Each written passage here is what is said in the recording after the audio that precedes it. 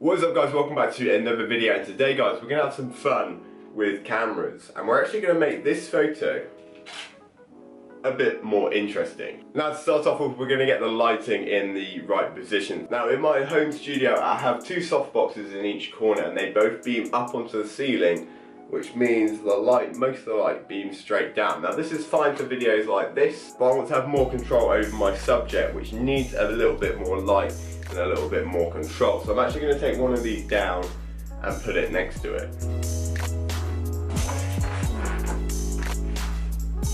So we've got the softbox there and then our subject here, which at the moment is just an empty glass. Okay, so I'm going to see if this makes any difference to my photo.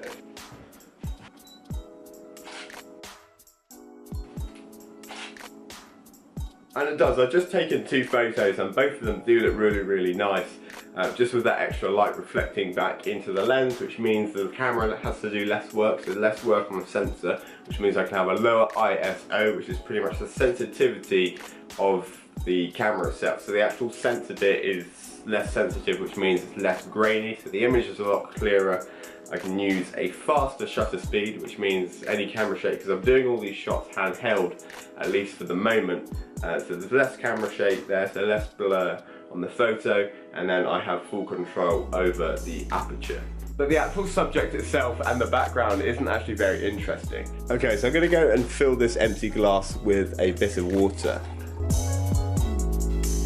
So I've filled that glass up right to the brim as much as it possibly can be. I'm going to take a couple more pictures now just to see if we notice any difference with the water, how it is now.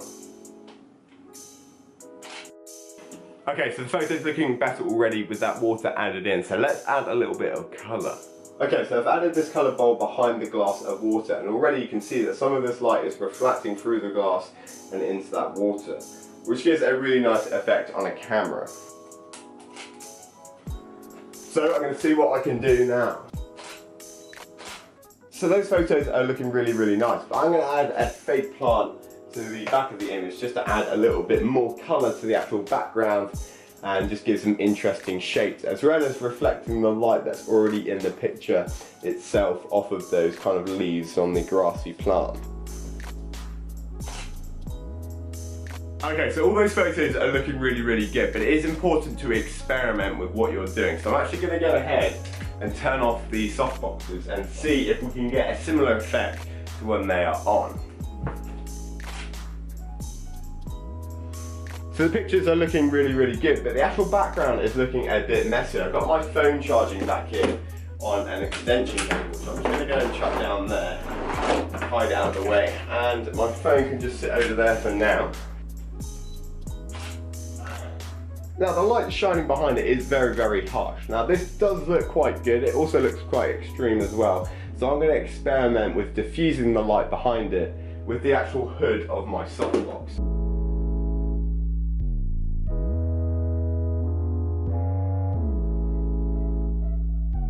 Okay, so that cover for my softbox has now diffused that light instead of diffusing this one, which is still very hot. So I'm going to move that one right out of the way. We can use it later if we feel like we need to. Now my fake plant doesn't have to cover the light anymore. It doesn't have to be behind it. In fact, it should be in front of it so it doesn't block any of that light. Let's try and get some more pictures. Okay, so from this photo we've got a load of water which I actually spilled on the table. Now this is actually reflecting still from the light, so what I'm actually going to do is cover as much as I can of water on the table and just see what that does to the image. Okay, so I've made a bit of a lake in front of the glass. Let's see if this makes any difference to the photo.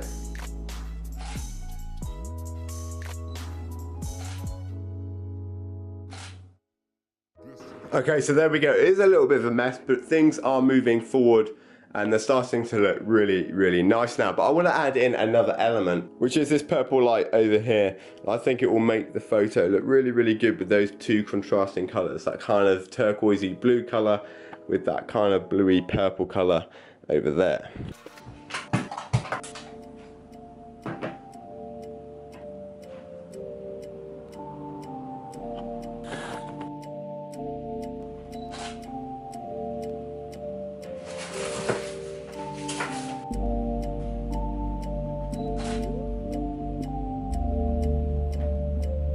So what I'm going to do here is use this plant to be kind of out of focus in the foreground, and that will hopefully cover up the black thing there, and that way it won't be massively obvious how I took the photo with the light. I'm also going to take away this one just because I feel like it's just distracting from what the photo actually is. And that way we have a nice diffusion as well coming up the wall itself from that lamp.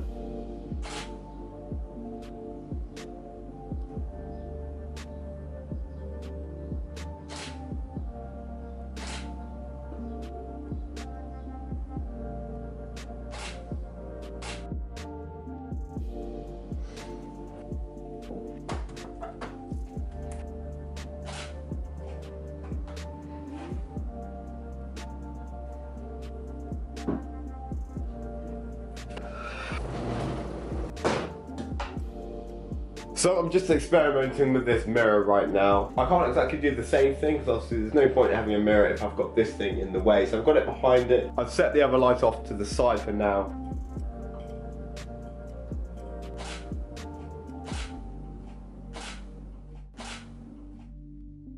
So there we go guys, I hope you enjoyed the video. I really enjoyed making it.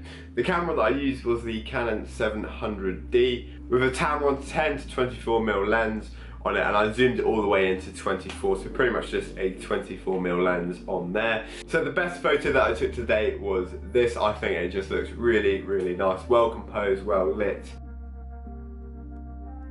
So yeah, it's really important that you just experiment around. I tried with the mirror, some of the pictures work like this, work with the mirror. But the thing I took away from today is that you can't have it all. I can't have the light shining through the water with the mirror and everything there. So you try to do as much as you can to make it look good, but you don't want to overdo it because it can make it look quite overcrowded, which can take away your intentions for the photograph. But anyway guys, that is it. If you're not subscribed already, hit the red button down below. We're super close to 10,000 subscribers.